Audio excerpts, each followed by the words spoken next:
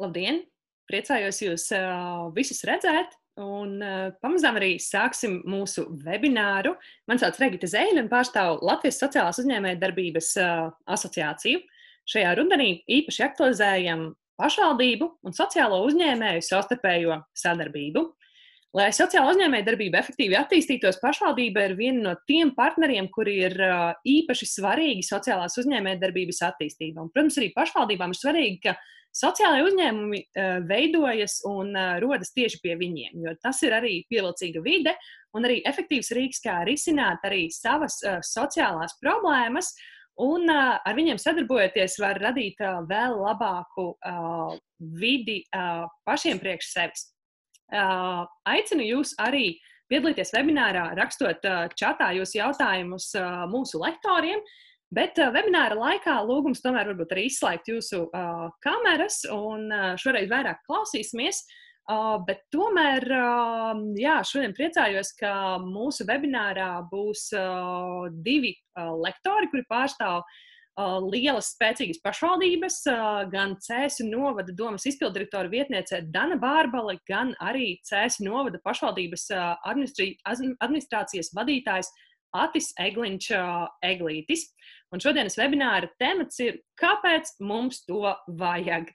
Jeb šo novadu stāsti par to, kāpēc tad sociālā uzņēmējdarbība pie viņiem, kāpēc vispār viņi interesēs par šo tematu, un kāpēc varbūt viņi arī ir vieni no pirmajiem, kuri arī ir izrādījuši interesi par šo tematu.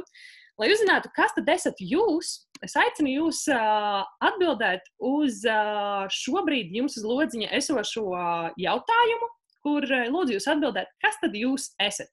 Vai esat pašvaldības pārstāvis, kurš mums šodien ir pieslēdzies, vai kāds sociālais uzņēmējs, varbūt kāda biedrība vai NVO, kurš potenciāli attīstīsies kā sociālais uzņēmums, vai arī vienkārši interesants, kurš ir pieslēdzies paklausīties un arī uzzināt kaut ko jaunu. Redzu, ka mums šodien ir pievienojušies tiešām ļoti daudz pašvaldību pārstāvi, un arī vairāki sociālie uzņēmēji, un arī interesanti, kuri potenciāli var attīstīties kā sociālie uzņēmumi. Priecājos par tik lielo pašvaldības pārstāvju iesaisti, un jā, tāpēc arī aktīvi aicinu jūs arī uzdot jautājumus čatā gan Danai, gan Atim, bet tagad dodu vārdu Atim. Ati, vārds tev. Kāpēc jums to vajag? Cēsu novads stāsts. Jā, labdien, kolēģi. Es arī tūlīt tad šēroju prezentāciju un centīšos varbūt ārkārtīgi globāli un ārkārtīgi filozofiski, varbūt arī ar dažiem praktiskiem piemēriem pamatot to mūsu filozofiju, kāpēc sociālā uzņēmējdarbība un vispār sociālās inovācijas un sociālā aktivitāte pašvaldībā ir būtiska.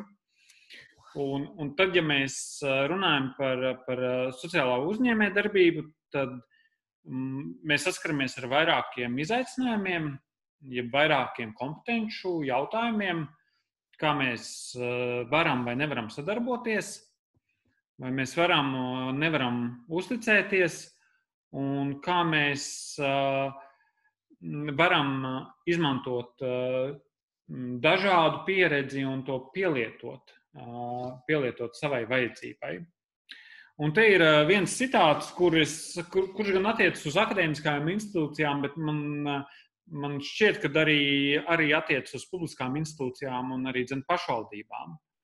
Un citāts ir tāds, ka profesionāļi kopumā ir pret piedalīšanos, pret kaut kādas kompetences nodošanu, jo tajā gadījumā, kad mēs nododam vai līdzdarbojamies kaut kādā kompetenci šērošanā, dalīšanās, tad it kā šķietam, ka mēs kaut ko pazaudējam.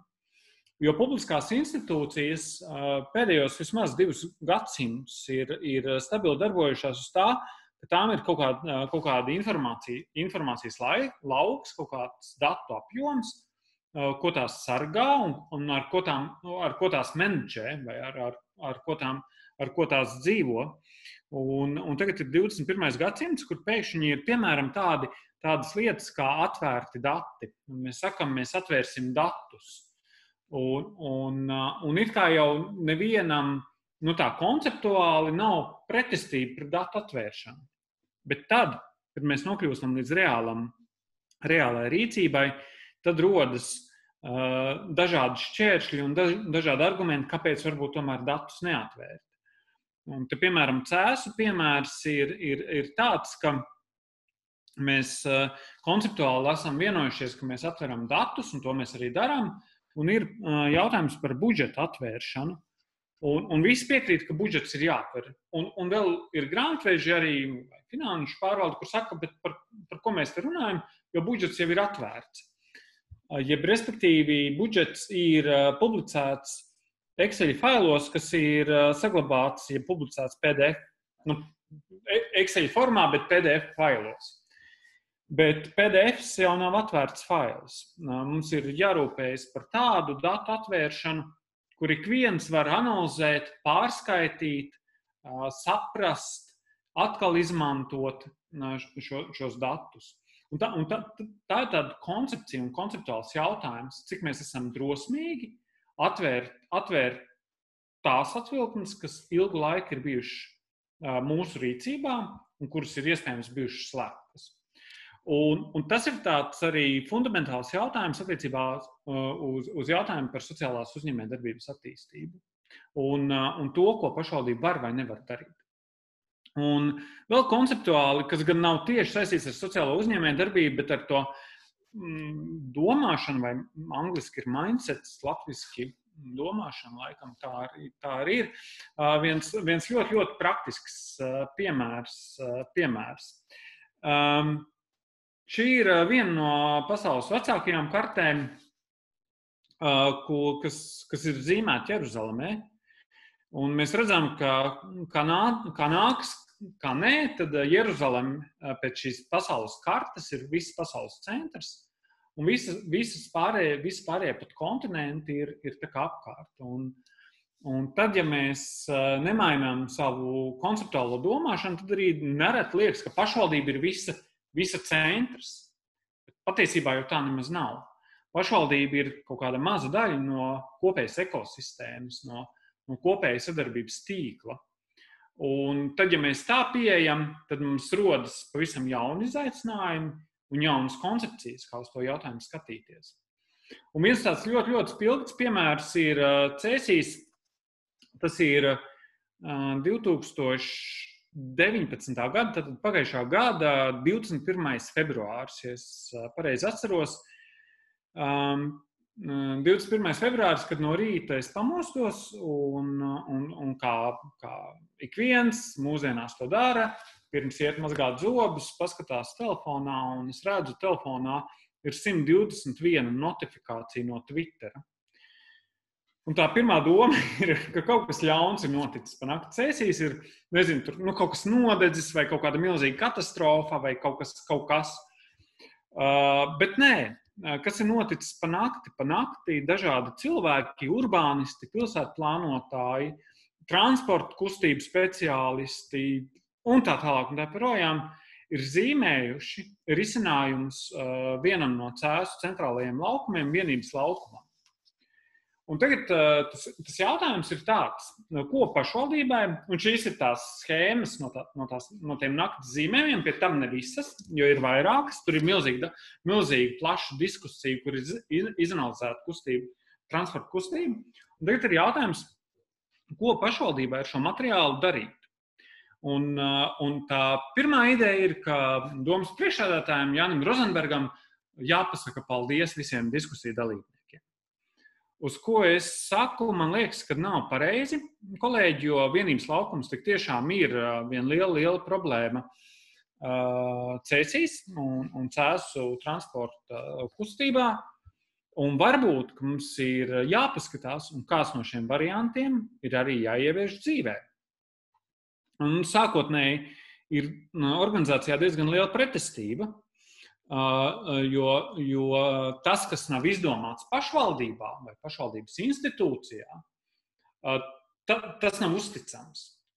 Pie tam, šis vēl ir nolikts mums tā kā bezmaksas priekšā. Bezmaksas arī, ziniet, tad, kad ir bezmaksas pasākumi, tad mēs arī citreiz uz bezmaksas pasākumiem neejam. Un tad es izmantoju argumentu, kolēģi, mēs grasījāmies pasūtīt arī kaut kādu pētījumu, visticamāk tas pētījums par to, kā organizēt vienības laukumu transporta kustību Cēsīs, ka tas būtu pašvaldībai izmaksājis vismaz 10 000 eiro. Te mums nakts laikā ir bezmaksas risinājumi nolikt priekšā. Tas, kas mums atliek izdarīt, ir izvēlēties kādu no tiem risinājumiem. Un kaut kā tais diskusijās ar kolēģiem tā arī mēs darījām, eksperimentējām, saņēmām arī diezgan lielu iedzīvotāju kritiku, jo nedod Dievu saistīt automašīnu, un automašīnu kustība tā ir svēta lieta.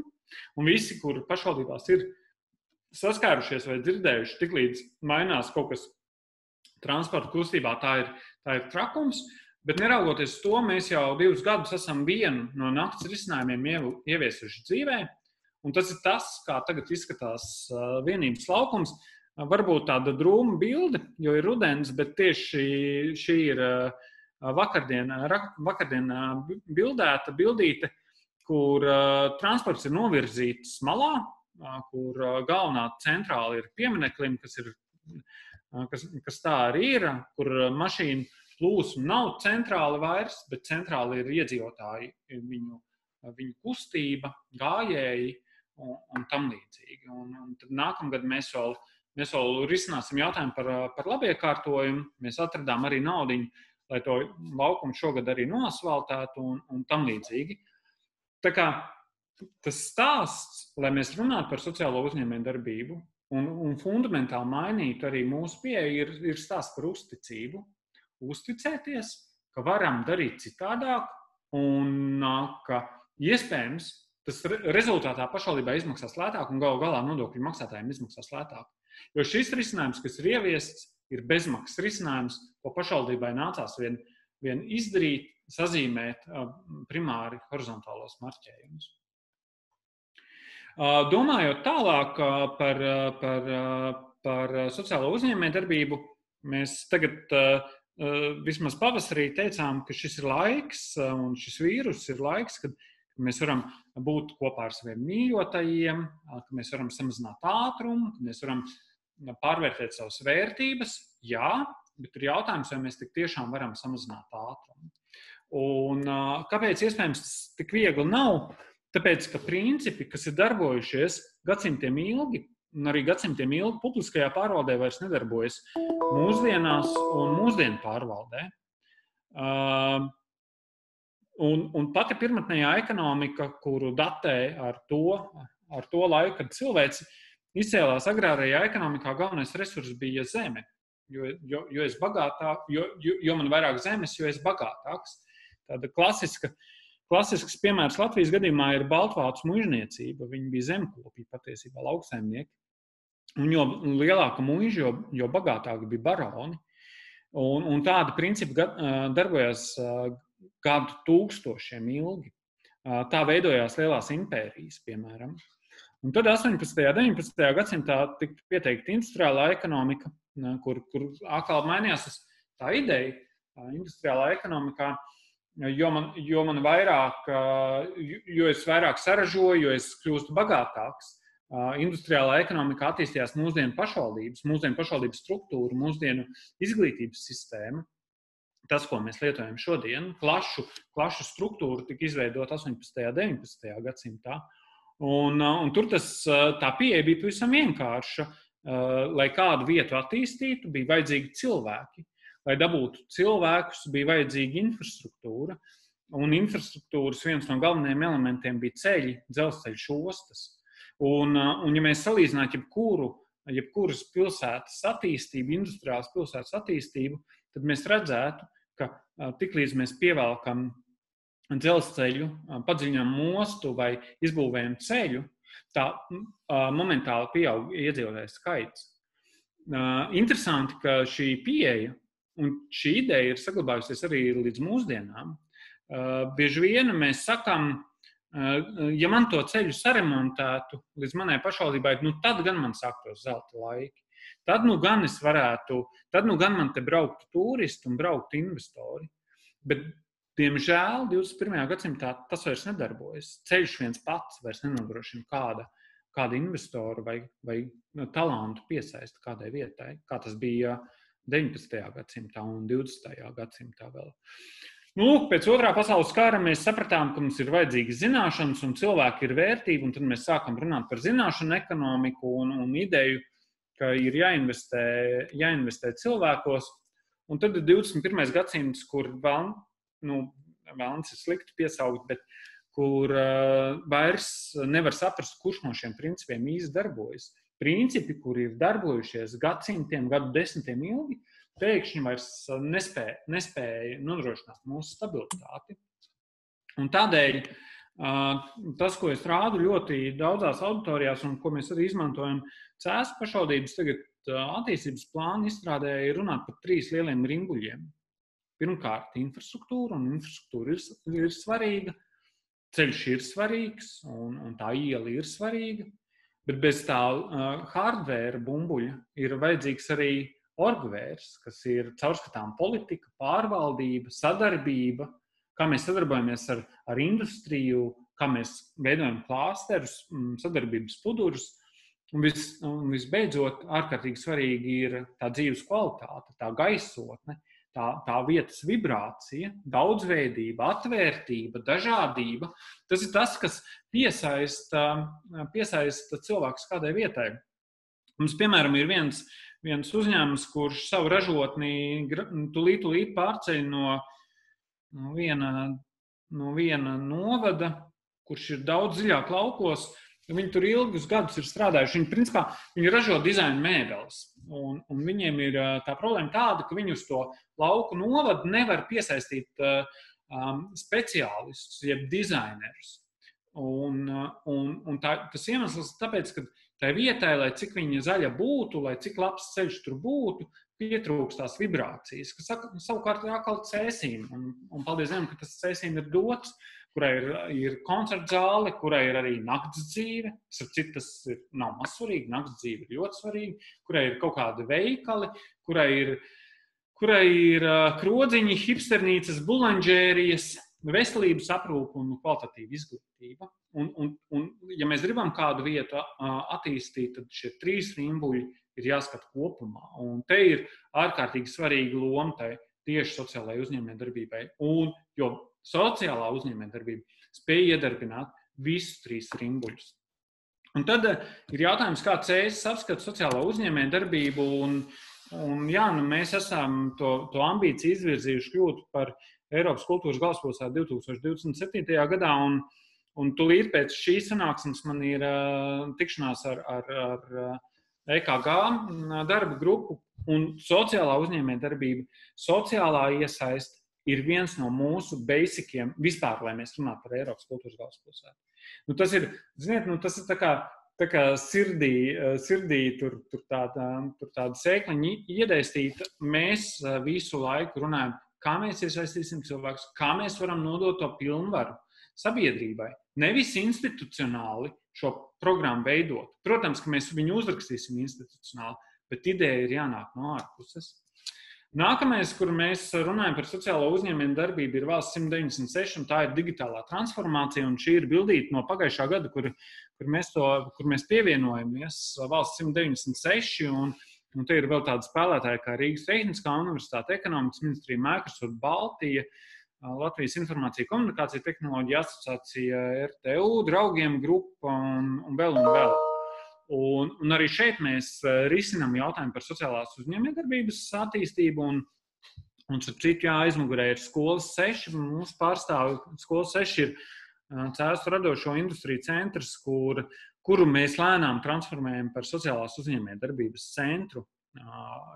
Tas būtu, mūsuprāt, tas nākamais etaps, kādā veidā to izdarīt. Un vēl, lai mēs runātu par sociālo uzņēmējdarbību, mums ir jārunā par atvērtību un dažādību. No dažādības nav jābaidās. Un Cēsu novada pašvaldība ir pirmā pašvaldība, kura pievienojās pirmā pašvaldība Baltijas valstīs, starp citu, kur ir pievienojusies dažādības hartai, uz ko mēs atkal esam būvējuši tādas lietas kā vērtību deklarācija, cēsīs, kā Cēsmonu pašvaldības personāla politiku, kā tagad gada darbinieku vērtēšanu, kur mēs ieliekam pirmajā vietā un koncentrējam, piemēram, runājot par gada darbiniekam, nevis kā viņš sasniedz mērķus un rezultātus, bet kur mēs vērtējam viņu cilvēcisko kvalitāti. Un te ir ārkārtīgi arī svarīgi, līdz ar to arī tas mindsets, kurš ir jāmaina pašvaldības iekšienē. Un, piemēram, ja mēs runājam par sociālo uzņēmējdarbību publiskajos iepirkumos, tad šis ir tā kā pamats, kādā mēs blietējam to augsti un risinam, jo tā sociālā uzņēmējdarbība nav viss kaut kāda attīstības pārvaldes vai attīstības nodaļas kompetence. Ir svarīgi, kad arī komunālā nodaļa saprot sociālo atbildību un sociālās uzņēmējdarbības nozīmi, un tikai visu laiku būvējot un blietējot tos pamatus, tas ir iespējams izdarīt. Un tas arī, ko mēs darām. Mums, piemēram, piektdien ir darbinieku kopsapulce, kur kā reiz mēs runāsim par dažādību. Dažādība ir mūsu tēma, kur mēs esam par daudzām tēmām runājuši, bet tieši kā reiz sakats, ka piektdien mēs runājam par dažādību, kāpēc nebaidīties pašvaldībai būt dažādai, kāpēc nebaidīties no dažādiem kolēģiem, kāpēc nebaidīties no jauniem kolēģiem vai kolēģiem, kuriem ir cita politiskā pieredze vai ekspektācijas, vai kuriem ir cita seksuālā orientācija. Mums un tas ir ārkārtīgi svarīgi, tā, ka to saprot no grāmatvedības departamenta līdz komunālam departamentam. Un tas ir ikdienas darbs, un tas, kas ir mana kā arī pašvaldības vadības uzdevums. Un visbeidzot, sociālā uzņēmējdarbība mums arī izriet no Zero Waste iniciatīvas, kurai mēs pievienojāmies pagājušajā gadā. Šeit gan ir tā, ka mēs strādājam, mēs joprojām saražojam vai printējam 13,000 lapas nedēļā pašvaldībā. Tas ir milzīgs apjoms. Un mēs cenšamies samazināt visādi to savu lapu ražošanu, bet šajā bildē arī ir daži cilvēki, vai dažas organizācijas, kuras virzās sociālās uzņēmējdarbības virzienā, ir Iebera LV pārstāve, kurai ir Bezmaisiņu veikals vai Rutska mākslinieku rezidence vai Draugiem grupa un Printful, kuri ir ārkārtīgi sociāli atbildīgi un starp citu mūs mudināja pievienoties dažādības hartai un zaļā brīvība un tam līdzīgi.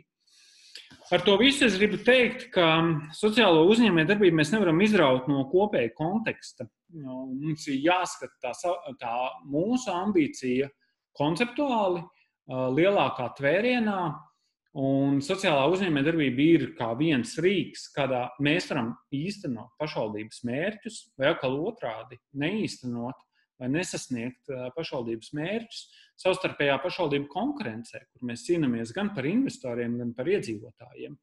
Un jo atvērtāki, man liekas, mēs būsim, jo draudzīgāki, jo izprotošāki, jo arī veiksmīgāki savā ikdienas darbā mēs būsim. Lūk, tas no manis 20, gandrīz 5 minūtēs viss. Paldies. Tad varbūt ir kādi jautājumi. Wow, Ati, milzīgs tev paldies par tiešām tādu globālo skatījumu un aicinājumu tiešām domāt par sociālo uzņēmējdarbību tiešām plašākā kontekstā un skatīties tiešām tajā starpinstitucionālajā un kopējā stratēģijā. Un, man liekas, tas ir patiešām ļoti, ļoti svarīgi. Tagad dosim vārdu Danai Bārbalai, jo pagaidām jautājumi vēl nav ienākuši, bet klausītāji aicinu jūs arī čatā tos droši arī uzdot, kamēr mums savu skatījumu stāstīs Ogres novada pārstāve Dana Bārbala. Dana, dodu vārdu tev, bet klausītāji, skatītāji aicinu jūs arī, protams, čatā rakstīt savus jautājumus arī Atim. Paldies! Labdien visiem! Es esmu Dana Bārbala, Ogres novada pašvaldības izpildirektora vietniece. Paldies, Atim, par iespēju arī man kā pašvaldības pārstāvēji uzzināt kolēģi, ja Cēsnoda pašvaldības pieredzi sociālās uzņēmējdarbības jomā. Arī tur bija interesants aizraujošas lietas, un es tomēr pastāstīšu no savas puses, kā tad mums ir gājis. Mēs kā Ogres Noda pašvaldība sākām domāt par sociālo uzņēmējdarbību 16. gada nogalē, 17. gada sākumā, kad virmoja gaisā dažādas idejas savas pilsētas, sava novada attīstībai.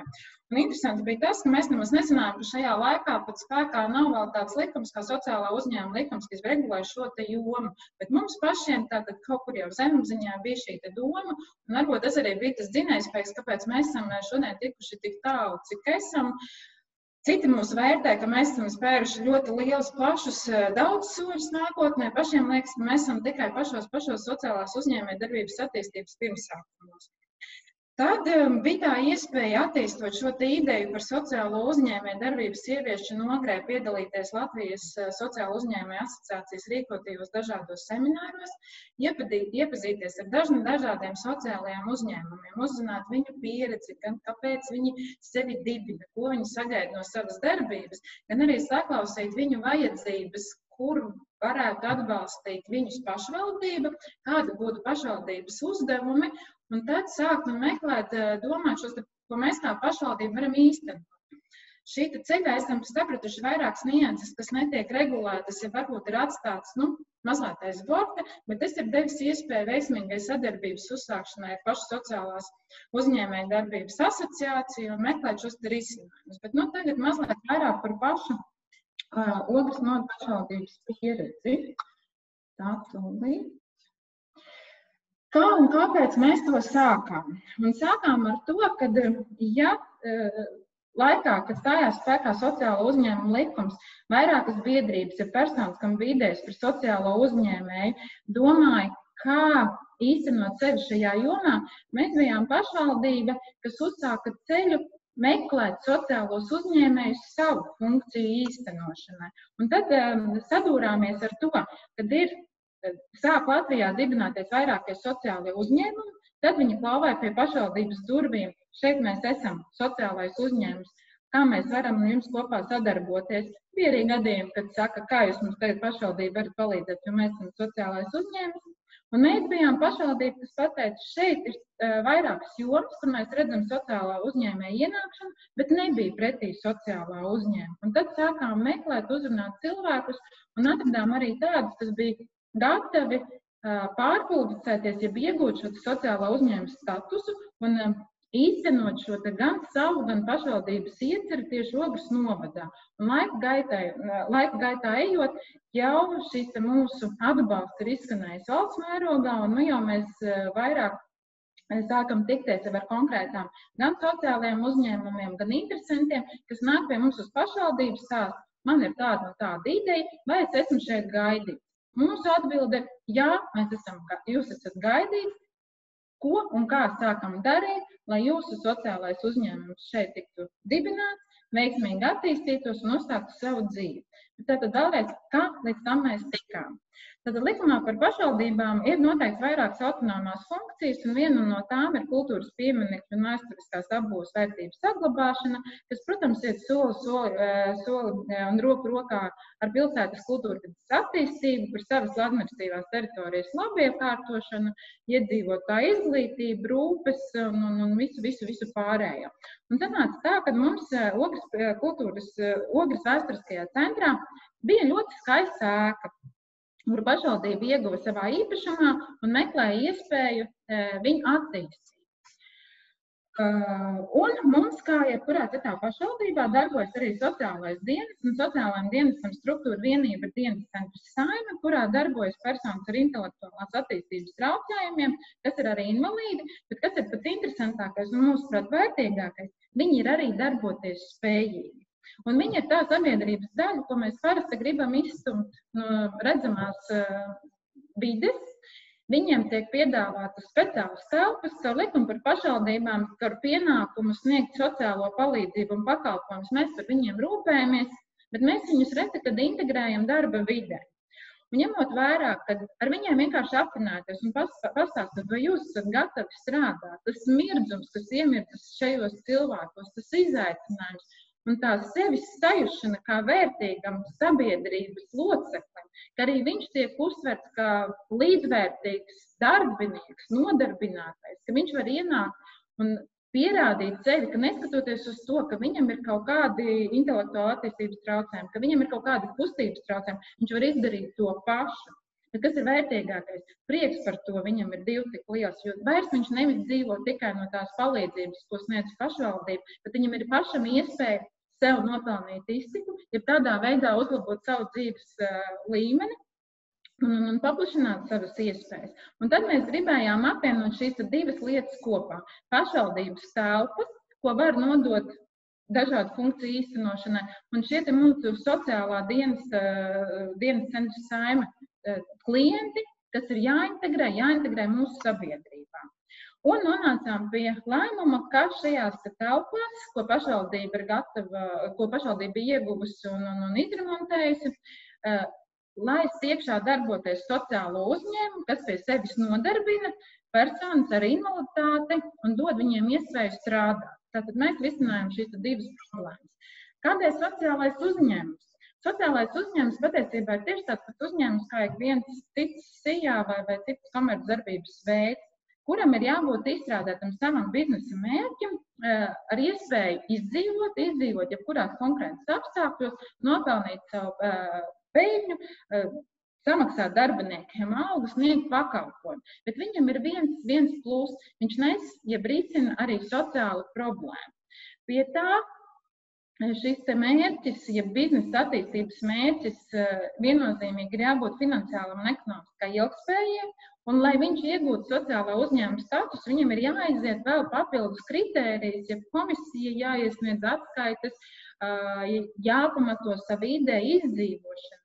Un tur parādās arī šī ne tikai šodien ir biznesa sanāks, nesanāks, aizvēršos rīt, bet arī atbildīga attieksme vai pret to vidi, ko viņš vēlas uzlabot, vai atbildīga attieksme pret šiem cilvēkiem, ko viņš nodarbina. Un šeit sociālā grupa, ko var nodarbināt, nav tikai personas ar invaliditāti. Ir likumā diezgan daudz šīs personas, kam ir iespēja palīdzēt, nevis vairs tikai izstumt no sabiedrības.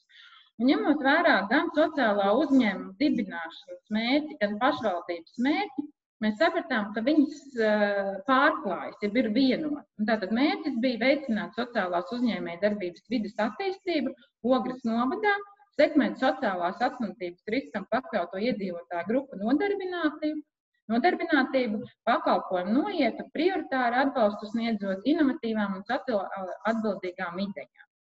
Un tātad, ko mēs pa šo laiku esam paveikuši pašvaldību sadarbojoties ar sociālo uzņēmumu? Tātad, kā jau es minēju savas runas sākumā, mums pilsētas centrā, vēsturiskajā centrā, ļoti skaistajā Ogres sirdī, bija viena vēsturiska ēka, kas bija laika gaitā ejot diezgan sliktā stāvoklī. Šeit jūs redzat šo bildi no ēkas pagātnes puses, un šī ir no ielas puses. Tajā brīdī, kad pašvaldība ieguva šo ēku īpašumā, mēs īstenojām pašvaldības funkciju, jeb kultūra vēsturiskā mantojuma saglabāšanu, un ēku atjaunojām tās sākotnējā veidolā, kā skaistu un tālāk iespējami izmantošanu dažādu funkciju veikšanai. Tajā brīdī, kad domājām, kādas funkcijas pašvaldība varētu īstenot šajā sakārtotajā vidē, jau tapušajā par vienu ēku skaistākajā Ogres pilsētas vēsturiskajā centrā, mums uz Ogres pašvaldība rakstīja iedzīvotāju iesniegumus ar lūgumu atjaunot tā, kā kādreiz tik slaveno kafejnīcu pie Zelta liepas. Un kas gan varbūt svarīgāks pašvaldībā, kā īstenot savu iedzīvotāju gribu par kafejnīcu. Bet, ņemot vērā, ka pati pašvaldība nevar veidot kafejnīcu, bija jāmeklē risinājumi šīs idejas pielietošanai. Protams, viens no variantiem ir iznomēt telpas, ir nodot izsolē vienam uzņēmumam, bet, kā jau sākotnēji teicu, mums šī ideja par sociālo uzņēmēju darbību jau bija 2017. gadā, ar mērķi nodarbināt dot iespēju mūsu sociālajiem klientiem arī rast darbu un kļūt par darbspējīgiem. Mēs izsludinājām konkursu, kā šīs kafejnīcas telpas tiek nodotas tieši sociālajiem uzņēmumam. Šeit var redzēt arī, kāda ir telpas iekšiena, tad, kad tā bija vēsturiskā skatā, un šeit ir jau mūsdienās izremontēta telpa. Un pirmo reizi izsludinot konkursu par telpu nodošanu bezglītības lietošanā sociālajiem uzņēmumam, konkurss beidzās bez rezultātiem, jo izrādījās, ka ir sociālā uzņēmuma likuma tikai pirmsākuma, un uzņēmumi, kas vēlējās iegūt sociālo uzņēmumu statusu, vēl bija ceļā uz šī statusa iegūšanu. Līdz ar to bija ļoti, ļoti maz uzņēmumu, teiksim tā, kas darbojas ēdināšanas jomā. Tajā brīdī nebija neviena, līdz ar to neviens nevarēja pieteikties šim te konkursam. Bet mēs kā pašvaldība savu mērķi neatmetām, mēs turpinājām virzīties šajā te virzienā, jeb sava mērķa sasniegšanā, bet kā laika atkārtot izsludinājām konkursu sociālās uzņēmēju darbības veicināšanu Ogres novadā, jeb respektīvi šīs izmantētās telpas nodošanai sociālajiem uzņēmumam ar nosacījumu, ka tad viņam jābūt sociālajiem uzņēmumam, kas pie sevis nodarbina personas ar invaliditāti. Papildus kritērijus varēja iegūt tad, ja viņš pie sevis nodarbina bērnus, jauniešus ar īpašām vajadzībām un arī nāk ar savām investīcijām, kas ir jābūt bija uzstādījums modernās tehnoloģijas, kas atvieglotu kafejnīcas pakalpojumu sniegšanu tieši pašām personām, tātad ieviešot planšetes, nevis ēdienkarte, jo varbūt persona ar invaliditāti var labi apkalpot pieņemt pasūtījumu, bet gadās tā, ka viņš neprot rakstīt, vai viņam tas sagādā fiziskas grūtības. Un izmantojot planšetes, kurā ir iespējams apskatīt ēdienkarti, pasūtīt, ēdienas aiziet uz virtuvi, tiek sagatavot, persona spēja īstenot oficianta pienākumus, apkalpot galdiņu, gan pieņemot pasūtījumu, tātad izsniedzot šīs te planšetes, gan arī pienesot klāt šo te pasūtīto ēdienu. Un mēs 2019. gada nogalē, otrais izsludinot konkursu jau šoreiz ar veiksmīgiem rezultātiem, noslēdzām līgumu par telpu nodošanu bezglītības lietošanā sociālajiem uzņēmumam, un kafejnīcā pie Zelta liepas mums darbojas sociālais uzņēmums, kurš pie sevis nodarbina personas ar invaliditāti, un šīs personas ir Ogres novada pašvaldības iedzīvotāji. Tādā veidā mēs kā pašvaldība esam radījuši ne tikai skaistu, sakārtotu vidi savā pilsētas centrā, mēs esam devuši iespēju pilsētā ienākt vēl vienam uzņēmumam, radīt darba vietas, un pie tam vēl radīt darba vietas personām ar īpašām vajadzībām. Respektīvi arī sevi pielietot, apzināties un iekļauties sabiedrībā un nopelnīt arī sev papildus iztikas līdzekļus. Pie tā mēs neapstājāmies, mēs esam īstenojuši vēl vienu projektu sociālās uzņēmēju darbības jomā, un tā ir izglītības funkcija. Tad, kā ir zināms, Ogres novads ir viens no lielākajiem novadiem pašvaldībā, kurā ir 9 pagasti. Tālākais pagasts no Ogres pilsētas atrodas 70 km attālumā, tas ir Mazozolu pagasts, bet katrā pagastā mēs visu šo laiku cenšamies saglabāt arī izglītības funkciju, jeb saucamās lauku skolas. Krapas pagasts, šī bilde ir no Krapas pagasta, Krapas bijusī skola, diemžēl samazinoties skolēnu skaitam, pirms kādu laiku, pirms 3 gadiem bija aizvērsies skoliņa. Bet tomēr saprotot, ko nozīmē pašvaldībai, jebkurai administratīvai teritorijai aizvērt skolu, tas principā gandrīz pagasta likvidēšana, iznīkšana.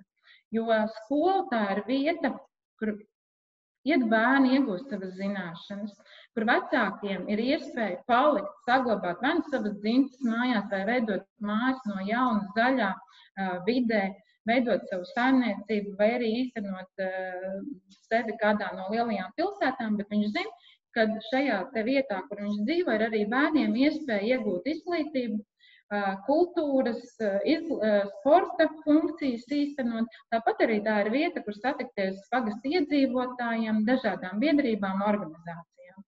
Un kādreiz reizi, uzklausot savu novadu iedzīvotāju vēlmi, lūgumu atjaunot skolas darbību, mēs šīs telpas nevis vienkārši nodevām atkal kārto reizi izsolā, jebkurai personai, kurai ir interese nākt ar kaut kādu savu ieceri uzņēmēju darbības attīstībai, bet ar mērķi atjaunot izglītības funkciju šajās skolas telpās.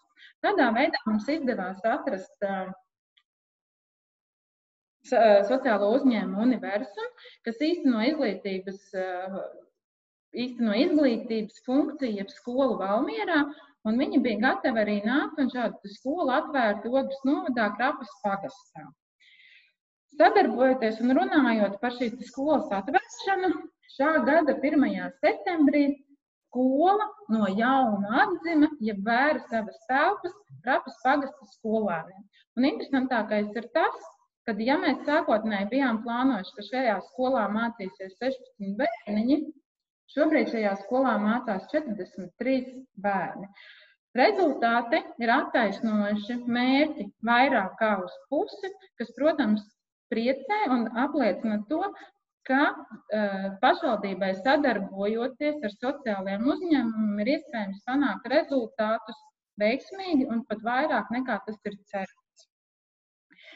Ja mēs skatāmies uz sociālo uzņēmēju darbību un pašvaldības lomu, tad likumā par sociālo uzņēmumu ir noteikts ministru kabineta kompetences, jeb joma, kas ir tāda ļoti virspusēja, un arī Labklājības ministrija, kas, protams, izstrādā dažādas politikas plānošanas dokumentus, sagatavo informatīvos ziņojumus par sociālo uzņēmēju darbību, nodrošina komercdarbības atbalsta nosacījumus, izveido sociālo uzņēmumu komisiju, kas izskata šos pieteikumus un lem par statusa piešķiršanu vai nē, un tāpat arī organizē sociālā uzņēmuma darbības izvērtēšanu.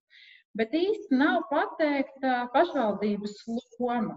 Izņemot tik vienu, ka pašvaldība ir tiesīga piešķirt sociālajiem uzņēmumam nekustamā īpašuma nodokļa atvieglojums, bet, ja būsim godīgi, tas neko neatšķiras jau no līdz šim pašvaldības īstenotajām aktivitātēm, jebkuram uzņēmumam, jo arī esošie normatīvie akti paredz pašvaldībai tiesības piešķirt ne tikai sociālajiem uzņēmumam, bet arī citiem uzņēmumiem nekustamā īpašuma nodokļa atvieglojumus.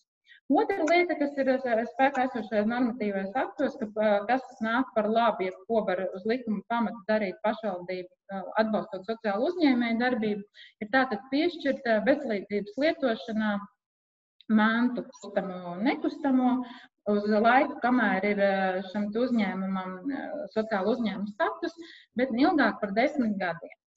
Jautājums ir tāds, vai šajā te sociālās uzņēmēju darbības dzimšanas stadijā, jeb laikā, kad veidojas sociālais uzņēmums, sociālā uzņēmēja darbība Latvijā, vai ar to ir pietiekami, vai pašvaldības atbalsts un iespējas, ko pašvaldība var dot sociālajai uzņēmēja darbībai, ir pietiekoši. Mēs kā Ogasnoda pašvaldība, risinot paši savas ieceres par sociālo uzņēmēju darbību Ogres pilsētā, kas ir kafejnīca, un sociālo uzņēmēju darbību pagastā, kas ir šī izglītības funkcija, prapaskolas atzimšana, sapratām, ka mēs varam darīt vairāk. Vairāk kā piešķirt telpas bezlīdzības lietošanā, vairāk kā piešķirt atvieglojumus, nekustamā īpašuma nodokļa atvieglojumus. Un uzsākām sadarbību ar Latvijas sociālo uzņēmēju asociāciju, uzsākot darbu pie dažādu formātu, ideju, priekšlikumu realizēšanas, kā pašvaldība var īstenot sociālās uzņēmēju darbības attīstību savā novadā, kā ar saviem resursiem var palīdzēt sociālajiem uzņēmumiem dibināties, reģistrēties, veidoties un izdzīvot mūsdienās. Un vēl vairāk tas notiek sava novads administratīvajā teritorijā. Tātad, caur šo savu pieredzi, caur šo savu veikumu, caur šo savu darba gājumu veselo gada garumā sapratām pašvaldības lomu un iespējas, un ka mēs kā pašvaldība gribam un varam darīt vairāk, lai sekmētu sociālo uzņēmēju darbību ne tikai Latvijā, bet arī visā Latvijā kopumā. Un tātad, ko mēs piedāvājam? Nodokļu atlaides, ko jau paredz likums, palīdzības ar darbām. Tas ir arī patstāvīgas konsultācijas no idejas līdz biznesa darbības paplašināšanai, jo, kā es teicu, stāstot par Ogasnoda pašvaldības pieredzi, jau šobrīd pie mums Ogas novadā ir vērsušies vairākas personas, kas saka, man ir tāda un tāda ideja, vai es esmu šeit gaidīts, un ko mēs kopā varētu darīt, lai šī sociālā uzņēmēja darbība attīstītos. Un tātad visa pamatā ir šī saruna, vieta sarunai, jeb konsultācija, kad tiek saliktas vienas puses iespējas, kas ir uzņēmuma iespējas, ar pašvaldības iespējām, un likti tāda bruģakmeņi, pirmie soļi sociālās uzņēmēja darbības dibināšanai. Tāpat ir iespēja veidot dažādas darba vai atbalsta grupas, kurās noteikti arī iespēja kurā būtu gatavi piedalīties pašvaldības pārstāvi, lai sabalansētu tās idejas no ieceres līdz faktiskajām pienesumam, ko pašvaldība varētu dot sociālās uzņēmēju darbības īstenošanai. Veicināt uzņēmēju atpazīstamību Latvijā un ārpus tās, popularizējot labas uzņēmēju darbības prakses piemērus Ogres novadā. Šeit es gribētu teikt, ka Ogres novada vietā varētu likt arī jebkuru citu novadu. Un, principā, ja mēs tā godīgi paskatāmies šādus uzņēmēju darbības atpazīstamību jau strādā jebkura no Latvijas pašvaldībām, tās ir šīs uzņēmēju dienas. Un, ja mēs to spējam darīt attiecībā uz savu nodu uzņēmējiem, mēs varam paplašināt šo uzņēmēju loku ar sociālajiem uzņēmumiem. Jo atcerēsimies to, ka sociālais uzņēmums ir tieši tāds pats uzņēmums, kā jebkurš cits, tikai viņš papildus savai uzņēmēju darbībai nesās šo sociāli atbildīgo slogu, jeb nastu, tad dzīves vidas kvalitātes uzlabošanu, jeb dot iespēju sociāli mazaizsargātām personu grupām tikt nodarbinātām. Tātad līdz ar to viņš būtu mazliet tā kā vairāk atbalstāms un stimulējams. Kopā ar sociālo uzņēmumu identificēt un risināt kopīgas problēmas. Šīs problēmas varētu būt arī sociālajā jomā, ko kopā pašvaldība ar uzņēmumu iespējām risinātu, lai sekmētu saimniecisko darbību savā novada teritorijā. Tāpat kopīgi organizēt seminārus un izglītošus pasākumus. Man ir liels prieks, ka Latvijas sociālo uzņēmumu asociācijas semināri ir tik kvalitatīvi gan priekš uzņēmumiem, gan arī priekš pašvaldībām. Un šeit jau līdz šim ir iespēja saskatīt dažādākās ieceres. Tāpat arī iepazīstoties ar dažādiem sociālajiem uzņēmumiem. Viņiem ir fantastiskas idejas, muzejs Tumstā, novārtā pamestas, degradētas teritorijas, atzimšana caur dažādiem kultūras pasākumiem, kino vakariem, ēdināšanu, aktivitātēm. Dažādu vientuļo pensionāru iesaista dažādās aktivitātēs, bērnu pieskatīšanu. Un tad, kad uzdod jautājumu, kādā jomā atnākus pie mums uz pašvaldību un prasa, pašvaldību pasakiet, jomu, kur jums ir vajadzīgs, lai dibinātos sociālais uzņēmums. Un tad man parasti gribas teikt tā, pagad, stop, šis nav sociālais atbalsts. Jūs esat sociālais uzņēmums, jums ir pašiem jāskatās, kur jūs redzat savu šo uzņēmēju darbību, iespēju sevi attīstīt, arī atceroties par peļņu. Mēs kā pašvaldība, mums varam palīdzēt, atrast telpas, informēt sabiedrību par jūsu gaitu, palīdzēt ar šo cilvēku nodarbinātību, piesaistam darbam, palīdzēt ar konsultācijām, ja tas ir nepieciešams, tīpaši personu nodarbinātajā garīga intelektuāla traucējumiem. Liekam kopā šīs iespējas un veidojam, bet jomas ir dažādākās. Un vēlreiz pateikšu, iepazīstot sociālos uzņēmumus, pat gribas teikt, man kā pašvaldībai nav jādomā tās jomas, kur var veidoties sociālo uzņēmumu. Cilvēki, kas ir satikti, jauni, gados netik jauni, mazliet vecāki, viņu idejas ir fantastiskas. Vienkārši mēs kā pašvaldība saprotam, kā varam palīdzēt šīm idejām īstenoties un dzīvot. Tāpat arī pašvaldība noteikti var veidot grantus un citas finanšu atbalsta programmas, arī, kas būtu specializētas sociālajai uzņēmēju darbībai, tādā veidā palīdzot viņu ienākšanu pašvaldības administratīvajā teritorijā un dzīvot spēju. Organizēt sociāli atbildīgus iepirkumus. Jā, varam. Jā, to ļauj arī šobrīd normatīvais bāze. Bet tad, kad mēs uzdodam paši sev jautājumus, cik mēs esam gatavi sociāli atbildīgiem iepirkumiem, nonākam pie secinājuma, ka īsti nezinām, kā to darīt, īsti nezinām, kuras ir tās jomas, kurās var būt sociāli atbildīgi iepirkumi, ir mazliet vajadzīgs šīs vadlīnijas. Ja bet kaut kāds, kas ir pirmais, kas īsteno sociāli atbildīgi iepirkumi, tad ir vai glabā ideja, to taču varu arī es. Un arī mēs nākotnē pārgrupējamies uz sociāli atbildīgiem iepirkumiem. Šī ir tā joma, kur šobrīd Ogres novada pašvaldība strādā kopā ar Latvijas sociālo uzņēmēju asociāciju un Providus pārstāvjiem, veidojot tādas vadlīnijas sociāli atbildīgiem iepirkumiem, mēģinam apkopot tās jomas, kuri iepirkumi varētu būt sociāli atbildīgi, un kur šeit jau bija pretī iespējamie pretendenti, kas var piedalīties iepirkumos, lai nebūtu tā, ka pašvaldība tērē savus resursus, laiku izsludinot iepirkumu, un pretī nav pretendenti. Nevis tāpēc, ka viņš negribētu tur pieteikties, bet vienkārši nav pretendenti, kas atbilst tām vadlīnijām.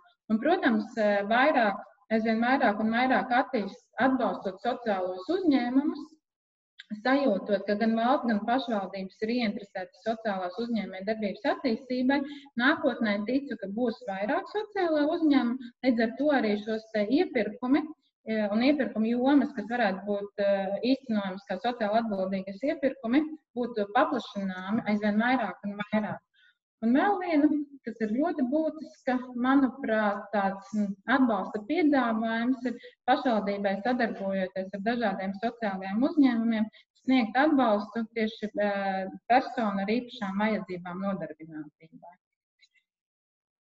Kādas ir iespējas? Tātad, kā jau minēju, pašvaldība var deleģēt funkcijas sociālajiem uzņēmumiem, kas būtu risināms, un šeit pamatā ir jāmaina domāšana. Jā, visu cieņu mēs kā pašvaldība esam pieraduši risināt. Ir kāda problēma, tā ir pašvaldības problēma, pašvaldība ar saviem resursiem viņu īsteno. Bet ienākot sociālajiem uzņēmumam, ir iespēja mainīt arī savu domāšanu, un šo te funkciju deleģēt sociālajiem uzņēmumam,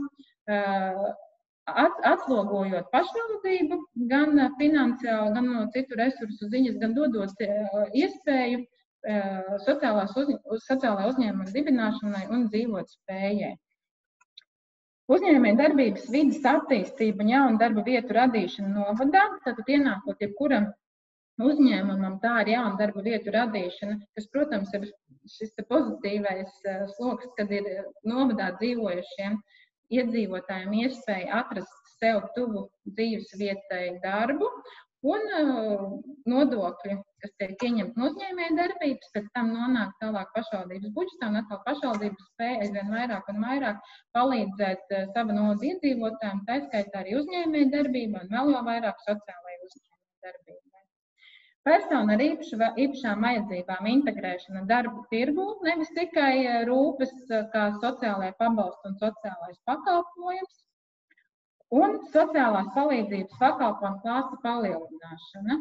Tāpat mēs saprotam, ka ne visas funkcijas var īstenot pašvaldība, bet arī caur to, ka tas ir uzņēmums, ka viņam ir plašākas iespējas, viņš var paņemt šo slogu par bērniņu ar īpašām vajadzībām pieskatīšanu, kamēr vecāki strādā, ģimenes aprūpes centra izveide caur sociālo uzņēmumu, nevis kā pašvaldības funkcija un tam līdzīgi. Un kas ir vēl būtiski, ir jauniešu izglītošana. Ņemot vērā, ka sociālā uzņēmējdarbība ir ļoti jauna joma Latvijā, mums aug zināt, kā arī jaunieši, un arī šie sociālie uzņēmumi, kas līdz šim ir dibinājušies, tie ir gados jauni cilvēki, kas parāda, ka jaunieši ir tie, kas visvairāk uztver inovācijas, ir gatavi pārmaiņām, ir gatavi skatīties, es ceru, uzņēmējdarbībā mazliet savādāk caur dzīves vides kvalitātes uzlabošanu, nezinot, ka varbūt tā ir sociālā uzņēmējdarbība, bet sperot soli šajā sociālā uzņēmējdarbībā un stāstot tieši jauniešiem, varbūt tās ir skolas pēdējās klases vai augstskolas pirmie kursi, kas ir sociālā uzņēmējdarbība un kāds tas pienesums, mēs viņus jau iesaistam šajā te vidē un kopīgiem spēkiem veidojam labāku vidi. Un šādā veidā darbojoties, mēs arī kā pašvaldība jau esam sapratuši, patiesībā ne tikai sociālais uzņēmums, kas pie sevis nodarbina dažādas personas ar īpašām vajadzībām vai īsteno kādu dzīves vides kvalitātes uzlabošanai vajadzīgu funkciju, bet arī pašvaldība var palīdzēt ar saviem resursiem, savām iespējām. Tātad vēlreiz, vai tie ir sociāli atbildīgi iepirkumi. Vai tā ir, piemēram, ēkas būve, kas atbilst vides energoefektīva, ar mazāku resursu patēriņu, pašpietiekumu, kā piemēram šobrīd tiek Ogrē būvēta jaunā centrālā biblioteka. Mēs domāšana šajā virzienā arī pašvaldība kļūst kā sociāli atbildīga pašvaldība. Un negribot, mēs sākam ar šo domu dzīvot.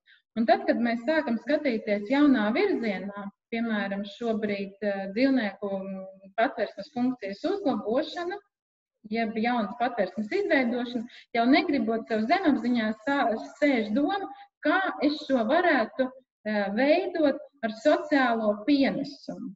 Sociālo pienesumu sabiedrībai, ar pašvaldības atbalstu sociālās uzņēmējdarbības veidošanai šajā jomā. Jā, šobrīd varbūt tā ir dzīvnieku patversme, rītā tas ir kāds cits pakalpojums, parīt jau tie ir 2 citi pakalpojumi, un pēc mēneša tas jau ir vesela sociālās uzņēmējdarbības vide savā novadā. Mūsu secinājumi.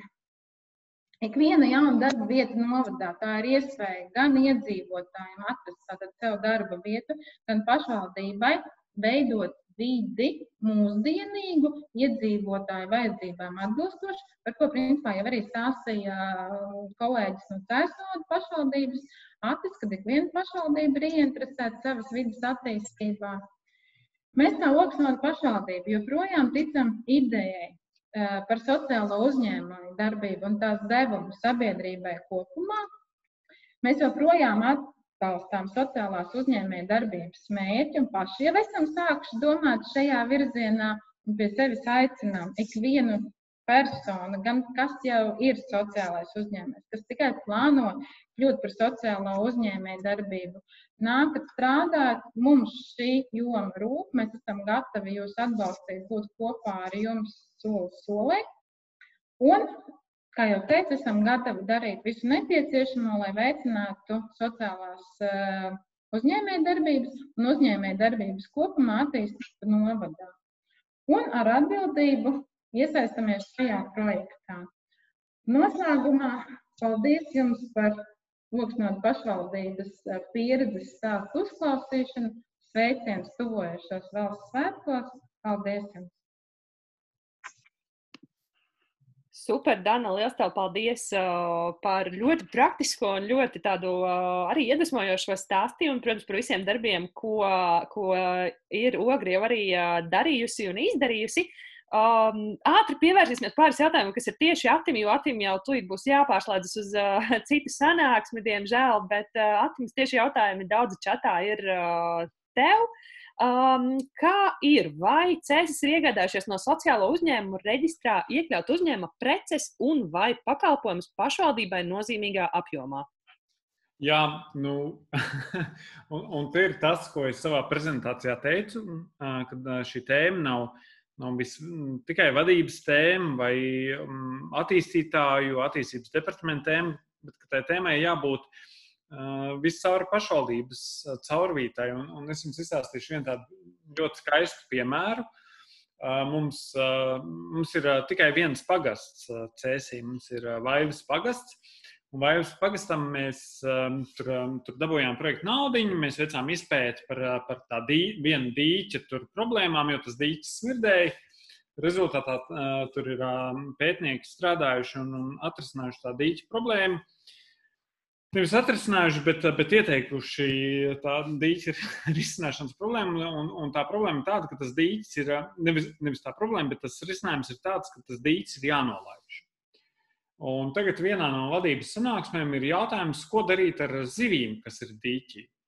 Tur ir milzīgi daudz zivju. Un tas dīķis ir jānolaiž, tur tas sapropels vai dūņas ir jāiztīra un tam līdzīgi, bet ko darīt ar zivīm? Tā vienā vadības sapulcē mums tā tēma tiek pieteikta, un es kaut kā staigāju pat nedēļu ap to tēmu, un beigās saprotu, ka mums jāpieslēdz Sociālās uzņēmējdarbības asociācija, jo šis kā reiz varētu perfekts paraugs, ko darīt ar zivīm. Jo viens variants ir tas, ka mēs varam tās atdot vietējiem iedzīvotājiem. Kaut gan tās zivis pieder pašvaldībai, mēs neko tāpat nevaram atdot, jo vienmēr ir arguments valsts kontrole. Nākamais variants ir, ka mēs to izbarojam, nevis izbarojam, tas slikts vārds, mēs skolu ēdienu programmas papildinām un skolēni ēd 2-3 nedēļas karpas un karūsas, kas ir augstvērtīgas zivis, un tai zivī ir tā nav palasīja vai kaut kāda saldēta dzīves, ko atkal mums neatļauj skolu ēdināšanas iepirkums, jo tur ir iepirkt konkrēti dzīves, un mēs nevaram tā vienkārši to visu atdot. Lūk, un tad es nācu vadības sanāksmē ar priekšlikumu, ka mēs varētu piesaistīt Sociālās uzņēmējdarbības asociāciju šī iepirkuma veikšanā, jo šis būtu sociāli atbildīgs iepirkums, ko darīt ar tām dzīvīm tajā dīķī. Un tad kolēģi saka, bet mēs jau izsludinājām iepirkumu. Un mēs esam ceļā uz to, jo šādi sociāli atbildīgi iepirkumi pavisam nopietni ir iepirkumi, ir tēma. Mēs, piemēram, certam kokus, ko mēs darām ar koku materiālu. Mēs pļaujam zāli, ko mēs darām ar šo zāles materiālu vai sienu, un tā tālāk, un tā joprojām. Tā kā arī cēsis ir pašā ceļa sākumā. Bet, lai mēs virzītos uz priekšu, tad vēl vienreiz, tam ir jābūt mindsetam vai tai domāšanas maiņai, gan attīstītājiem, gan PR departamentam, gan finanšu pārvaldei, gan juristiem. Un mums kopā ir jāstrādā. Mums kopā ir jāstrādā, kuriem katram ir savu kompetenci un katram ir savu izpratni par lietām, kā lietas darīt. Tā. Jā, bet par tādām praktiskajām sadarbībām ar tiem, kas ir reģistrēti, zinu, ka CESIS ir sadarbojušies gan ar Rucku, kas ir kā sociālais uzņēmums, gan arī ar CESU jauno skolu jau ilgus gadus, un tie bija, man liekas, ļoti labi CES novada tieši sociālo uzņēmumu, juridiski reģistrēto sociālo uzņēmumu piemēri. Jā, mēs īpaši gribētu izcelt CES jauno skolu, kas ir privāta skola, jau pat pamatskola. Sākumā bija sākuma skola, jau kļūst par pamatskolu, kur sen jau izmanto tās kompetenci pieejā balstītas metodas, kuras tagad tā kā formālajā izglītībā vai valsts skolās vai pašvaldības skolās tiek ieviestas. Un pateicoties CES jaunai skolai, tur bija kaut kāds cipars, man tagad bail nokļūdīties, bet, piemēram, dēļ CES jaunās skolas un viņu pieejas izglītībai, ir vairāk nekā 70 ģimenes cēsiņu piesaistītas. Jā, kaut kur bija 70 vai 90, man tagad ļoti grūti nokļūdīties, bet tas viņu algoritms un ārkārtīgi svarīgi ir tā izglītība.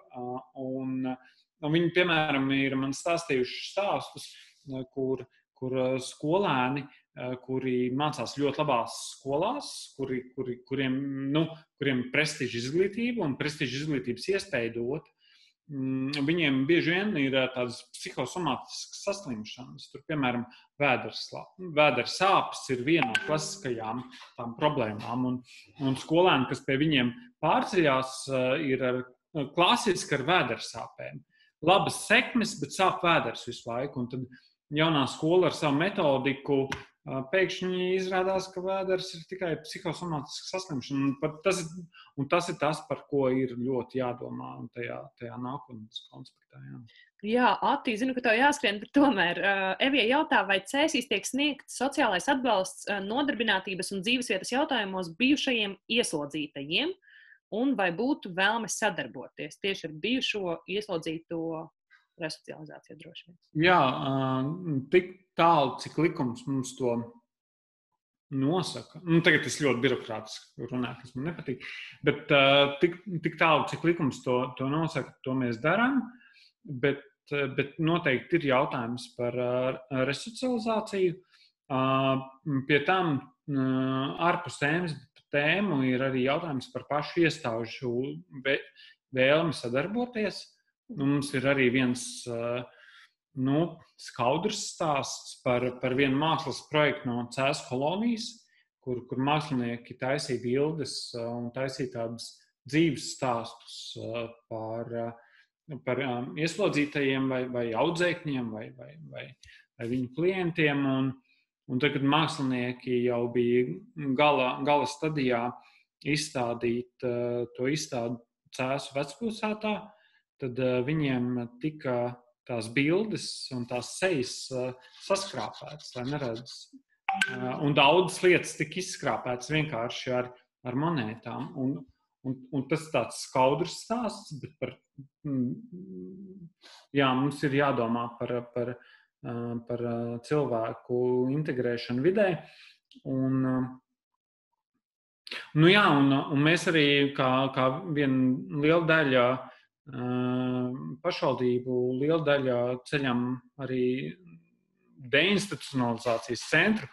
Deinstitucionalizācija, cik interesanti, ka tai ir jāiestājas pret institucionalizāciju, bet rezultātā sauc ārkārtīgi sarežģīti, ka nevar izrunāt. Bet mums ir laimējies, ka mēs esam tikuši pie ļoti labiem arhitektiem, un tagad notiek būvniecības process, un kā mēs pašvaldībā esam definējuši, iespējams, ka šis centrs būs vienīgā iespēja daudziem cilvēkiem vispār tikt pie kvalitatīvas vides, pie kvalitatīvas arhitektūras, saprast, ko nozīmē dzīvot labā, sakārtotā vidē. Un tāpēc, mums iet grūti būvniecībā, bet skaista arhitektūra. Un cerams, ka rezultātā arī tas tiks novērtēts.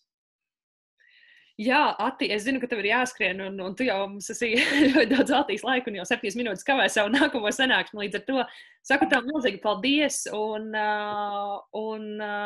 droši varbūt tagad arī atslēgties, jo mums ir arī čatā pāris jautājumi Danai, un mēs arī šo tēmu noteikti arī paturpināsim, un tāpēc liels tev paldies par veltīto laiku, un noteikti turpinam sarunas arī par sociāli atbildīgiem iepirkumiem. Jā, liels paldies par ieaicinājumu, un veiksim kolēģiem, un sveiciens arī Danai.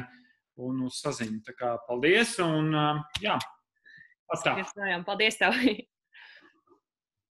Jā, Dana, pāris jautājumi čatā arī tieši par ogri. Rivanda jautā, vai jūsu pašvaldības atbalsta tikai jūsu pašvaldībās reģistrētas uzņēmumus, vai arī jūsu politika ļauj sadarboties arī ar uzņēmumiem, kuri reģistrēti citās pašvaldībās? Kāda ir tava nostāja šajā jautājumā? Kā jau es sākumā minēju, sociālās uzņēmējdarbības joma ir pavisam jauna, un arī mēs kā pašvaldība spēram pirmos soļus šīs uzņēmējdarbības attīstībai gan savā novadā, gan kopā strādāt ar Sociālo uzņēmumu asociāciju, iepirkumu uzraudzības biroju un citiem interesantiem.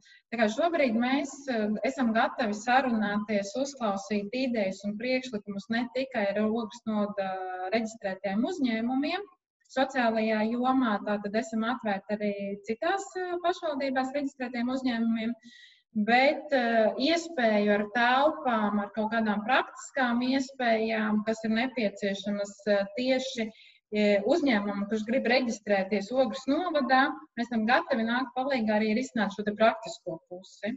Bet idejai, sadarbībai, visam pārējiem mēs esam atvērti arī citiem sociālajiem uzņēmumiem.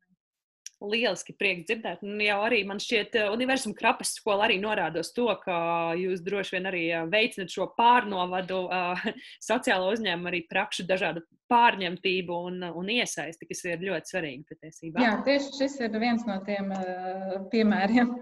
Jā, un tāpat arī es zinu arī par citām sadarbībām tieši ar mūsu biedriem, kas ir gan operetes teātris, kurš arī ir no Rīgas, gan arī citi uzņēmumi. Un tas patiešām priecē, ka tas tiešām arī praktiski tiek darīts. Jautājums no Evijas ir, kā Ogres pašvaldība reklamē citām pilsētām un varbūt arī valstīm pašvaldības sadarbību ar sociālajiem uzņēmumiem? Vai jums ir unikāla pieredze, ar kur dalīties ieteikt? Mums ir unikāla pieredze, bet es jau vairs nezinu, vai to vajag izcelt, vai varbūt mēs jau visiem esam apnikuši, bet es ceru, ka nē. Principā no 19. gada, kad mēs kā Oksnāda pašvaldība, bet tieši kā pašvaldība īstenojām šo projektu, kad pašvaldība meklēja sociālo uzņēmumu ēdināšanas jomā un izveidoja šo, ko es minēju arī savā stāstījumā, kafejnīcu pie Zelta liepas. Mēs tikām uzaicināti, no tā brīža mēs sākām tikt uzaicināti dažādos semināros un lekcijās stāstīt par pašvaldību pieredzi. Jo tas bija tieši visām pašvaldībām tāds varbūt kaut kas jauns, ko pašvaldība ir darījusi, lai veicinātu sociālo uzņēmumu ienākšanu savā novadā. Tātad mēs esam piedalījušies Latvijas sociālo uzņēmēju asociācijas rīkotajos semināros. Mēs esam interviju snieguši dažādās radiostacijās raidījumos. Mēs šodien šeit, webinārā, dalāmies ar savu pieredzi un esam sadzirdēti. Un tad jau mums zvana arī citas pašvaldības, lūdzu dalīties savā pieredzē.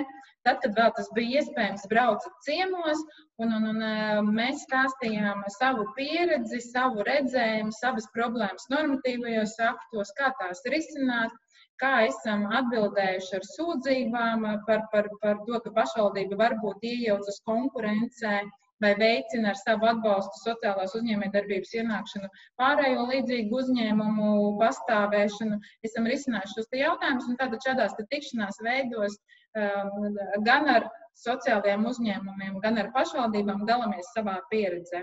Tas, ko es vēl teicu, pie mums arī uz Ogres Nodu pašvaldību nāk personas, kurām ir idejas par sociālo uzņēmumu, arī tiekamies, teiksim tā, līdz šim klātienē meklējuši iespēju ienākšanai. Tas ir tas pats stāsts par operetes teātra veidošanu Ogres novadā.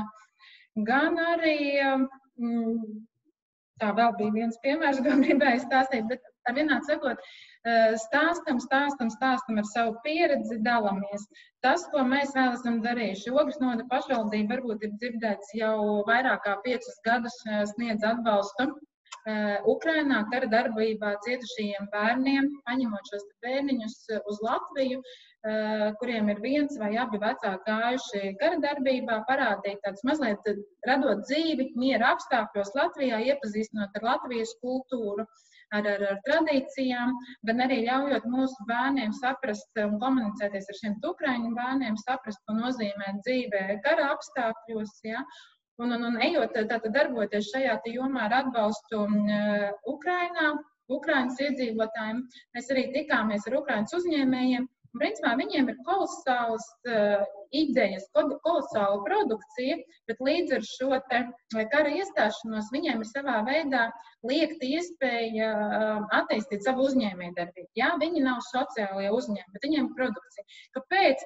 Tāpēc, ka līdz ar kara iestāšanos viņiem ir būtiski samazinājušies finanšu līdzekļu, lai aizvestu savu produkciju uz Eiropas izstādēm, tirgiem un to pārdot. Savukārt Eiropas uzņēmēji pie tā, ka Ukrainā notiek karš, negrib braukt uz Ukrainu, iet uz šīm kara darbības zonām un meklēt sadarbības partnerus.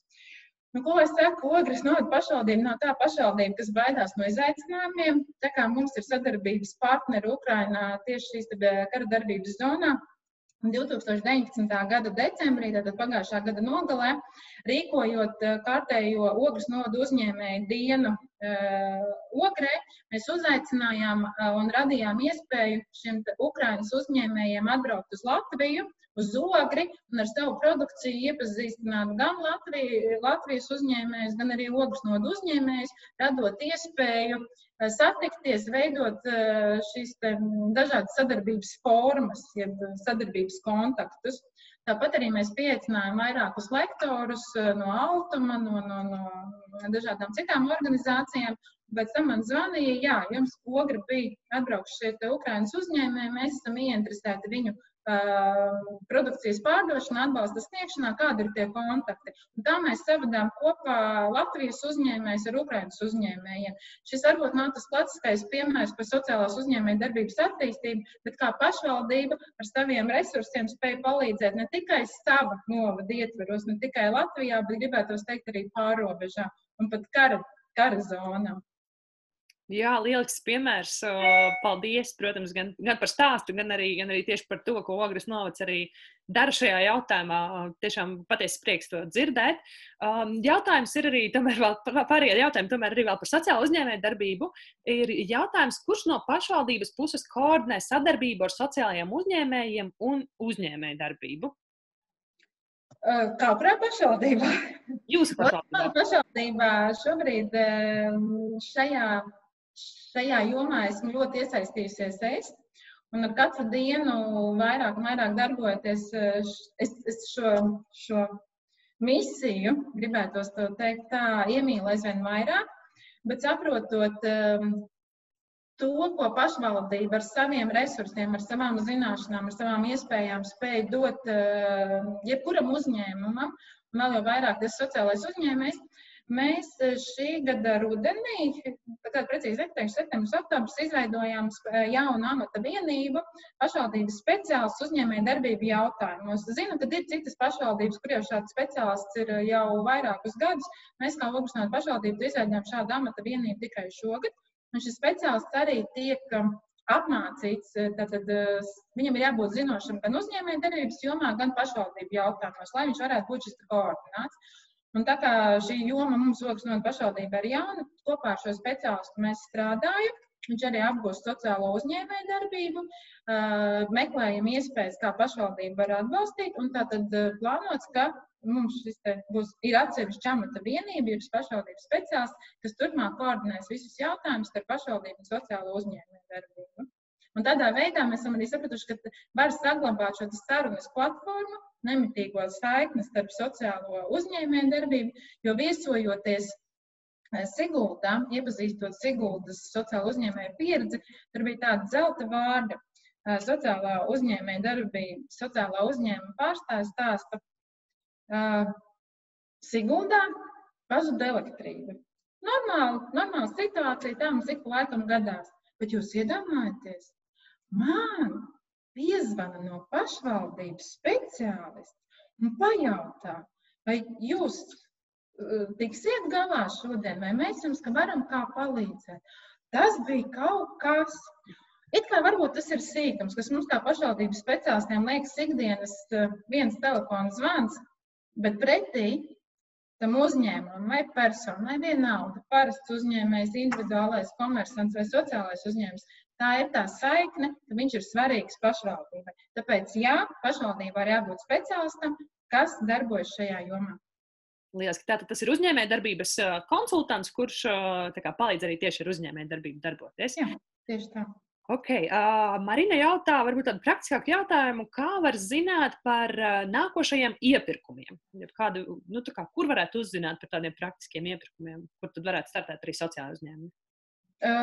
Principā katrai pašvaldībai ir jāizstrādā iepirkuma plāns gada sākumā uz visu šo te plānoto gadu. Protams, pa vidu rodas neplānot iepirkumi, kas ir jāizteno. Līdz ar to pašvaldībā var interesēties jau gada sākumā, kas varētu būt tie iepirkumi, kas ir paredzēti kā sociāli atbildīgi iepirkumi un kurā laikā viņi varētu tikt publicēti. Bet, kā jau es teicu, šī joma par sociāli atbildīgo iepirkumu vēl ir, es teikšu, tā diezgan neskaidra. Pašvaldības ir ļoti ierobežotas laika ziņā un iziet uz risku, izsludināt sociāli atbildīgu iepirkumu, ja pretī tur nav pretendenta. Mēs kā visi, mēs tad latvieši esam tā ļoti nosvērti un ejam piesardzīgi. Bet tāpēc tas varētu būt noteikti pašvaldības stratēģijas, kur varētu parādīties, kuras ir tās jomas, kas arī caur iepirkumiem varētu tikt nodotas kā sociāli atbildīgais iepirkums. Bet te ir jāatceras, ka šobrīd esam visi administratīvi teritoriālās reformas uz sliekšņa, jeb ietvaros. Visām pašvaldībām ir pienākums vai nepieciešamība izstrādāt jaunveidojumā novada attīstības stratēģiju. Šis dokuments parādīsies tikai nākamā gada vidus beigas, līdz ar to īsti vēl šādos plānošanas dokumentos ir laba vieta, kur tam būt, bet šobrīd varētu vēl nebūt atbildi uz šo te jautājumu. Sekot līdzi pašvaldību mājaslapās un arī elektronisko iepirkumu sistēmā izsludinātajiem iepirkumiem un skatīties. Jeb nevis gaidīt, bet iet uz pašvaldību un interesēties, es esmu tāds un tāds sociālais uzņēmums, vai jums ir, piemēram, plānots izsludināt šeit kādu iepirkumu, vai kas varētu būt tās jomas, kur nākotnē jūs varētu izsludināt iepirkumu. Jā, ļoti labi padomi. Paldies tev, Dana. Maija jautā, vai un ja jā, tad kā pašvaldība palīdz jaunajiem sociālajiem uzņēmumiem piesaistīt darbiniekus? Ja jautājums tieši par darbiniekiem, tad mēs konkrēti kā Lūgusnāta pašvaldība saskārāmies ar tādu jautājumu. Tad ienāca sociālais uzņēmums, kas ir gatavs pie sevis nodarbināt personas ar īpašām vajadzībām. Un tad ir jautājums, kur viņas atrast. Ja viņš nāk uz pašvaldību un saka, lūdzu, iedodiet mums šo te personas ar īpašām vajadzībām datus, mēs viņus uzrunāsim pie sevis kā potenciālos darba ņēmējus. Mēs saskaramies ar to birokrātisko slogu, kā teica Aktis, ja mēs nevaram nodot datus citiem mērķiem, nekā tos ir ieguvusi pašvaldība. Ko mēs ricinām? Mēs lūdzām šim sociālajiem uzņēmumam iedod mums savu sludinājumu, jeb savas vakantās amata vietas, mēs nodosim mūsu šīm te personām un ieinteresēsim viņus par iespēju tikt nodarbinātiem, piemēram, pie tevis vienā vai otrā šajā te amatā. Personas izrādīja interesi, un tad, piemēram, paši devās pie šī uzņēmēja jau runāt, tādu kā darba interviju. Tas ir viens, tātad netiešā veidā savest kopā pašvaldības šo personas īpašām vajadzībām ar uzņēmumu. Otra lieta. Darbs ar sociālām personām ar invaliditāti, ja tās ir ar garīga rakstura traucējumiem. Šīs personas ir pieradušas, negribētos teikt pieradušas, tas ir skaļš vārds, bet principā viņas ir dzīvojušas ilgstošu laiku izolētā vidē. No mājas atnāk uz speciālo telpu, kur ar viņiem strādā profesionāļi, kas ir pieraduši pie viņa rakstura īpašībām, kā ar viņiem komunicēt. Tas var būt jauns izaicinājums darba devējiem. Bet, ja darba devējs ir gatavs pie sevis pieņemt darbā šo personu ar intelektuālu rakstura traucējumiem, vismaz mana novada sociālā uzņēmuma dienas centra saimju darbinieki ir gatavi aiziet un apmācīt šo darba ņēmēju darbam ar konkrēto personu ar intelektuālu rakstura traucējumiem. Ja? Vai padarboties mēnesi vai divus kopā, palīdzēt viņam apgūt šo prasmi. Arī tas ir veids, kā pašvaldība var palīdzēt darba devējiem, sociālajiem uzņēmējiem, integrēt pie sevis personas ar īpašām vajadzībām. Vēl ideja, ko tieši es kā Ogres pašvaldības pārstāvis esmu domājis, tātad radīt iespēju šīm personām ar garīgu rakstura traucējumiem pierast pie citas vides. Mums bija tāda doma, ka šī mūsu grupiņa 13 darbspējīgās personas apsako dažādus uzņēmumus. Vienkārši aiziet ciemos, vai tā kafejnīca padzer tēju, parunā par savām problēmām. Viņi nerunā par darbu kafejnīcā. Viņi vienkārši sēž kafejnīcā, dzer tēju, risina savas problēmas, bet viņi pierod pie šīs citas vides, kur apgrozās citas personas, ar ko viņi nav bieži dienā kontaktā. Vai aiziet, piemēram, uz maizes ceptuvi, ja paskatās, kas un kā notiek, aiziet uz suvenīru darbnīcu, aiziet uz kādu rokdarbu darbnīcu, vienkārši pierod atrasties tajā vidē. Tad, piemēram, pašvaldība var iepirkt kādu šo mājturības pakalpojumu priekš personām ar īpašām vajadzībām. Tas varētu būt ēdienu pagatavošana, tā varētu būt apkalpošana, tas varētu būt kāda suvenīra pagatavošana. Un tad jau gan darba devējs var iepazīt šo personu, viņas stiprās puses, gan arī paši šie sociālie klienti uzzina, kas viņam padodas. Un tādā veidā netieši, ja varbūt apzināti tieši pašvaldības saved kopā darba devēju ar šo personu ar īpašām vajadzībām. Un nākotnē iespējams nodibinās darbtiesiskās attiecības. Lieliski piemēri, kā jau sākt integrāciju jau tādā pakāpeniski un īstenībā maziem varbūt arī solīšiem, jo bieži vien arī tā darba integrācija ir patiešām ļoti izaicinoša, ko daudz arī varbūt arī nesagaida.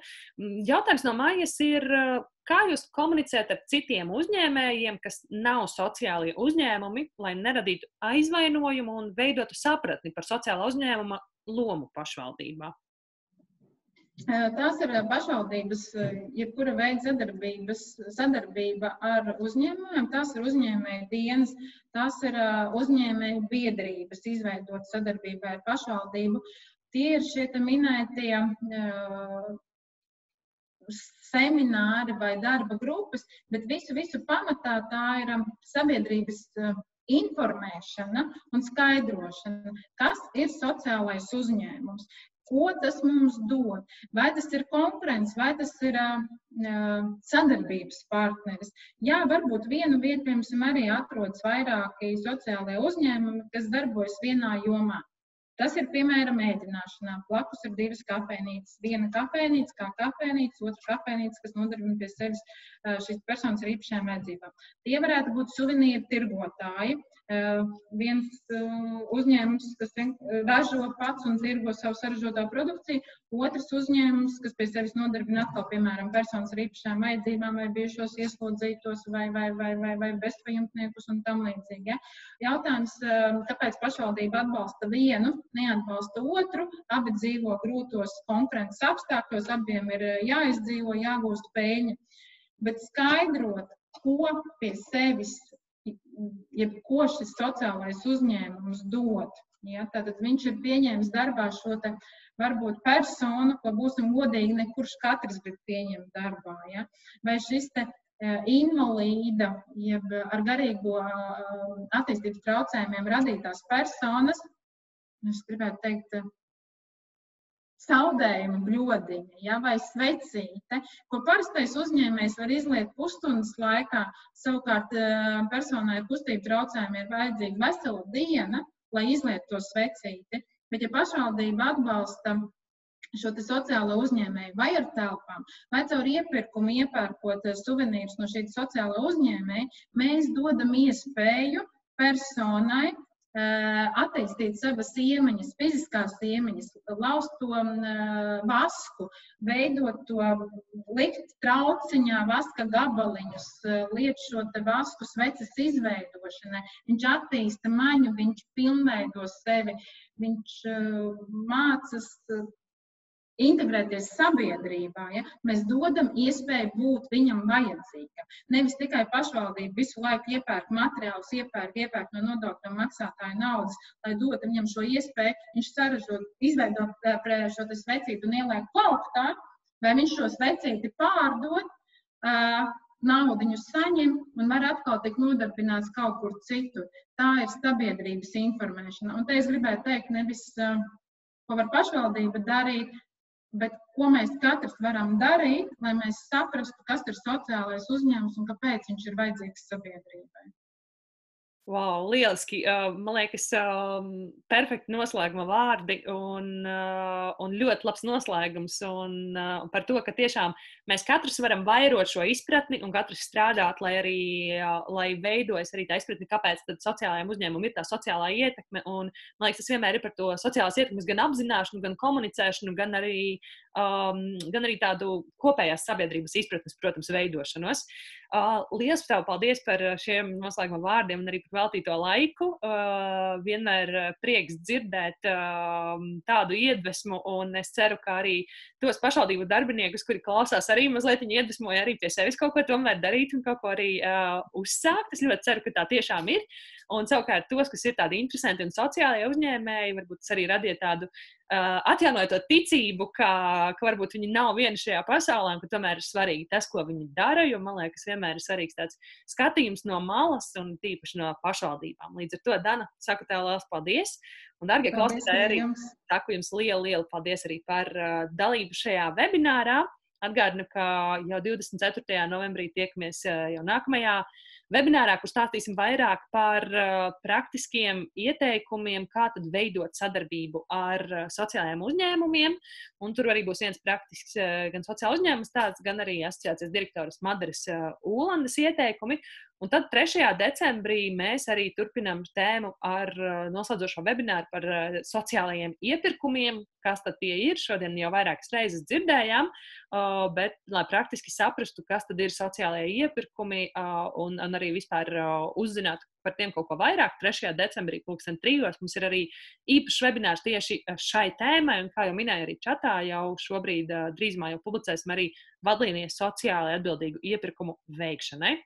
Saku jums visiem lielu paldies par dalību, un kā parasti, tāpēc webināri arī nosūtīsim jums vairākus noderīgus materiālus attīstībai. Paldies un novēlu jums jauku vakaru. Paldies par veltīto laiku. Visu labu!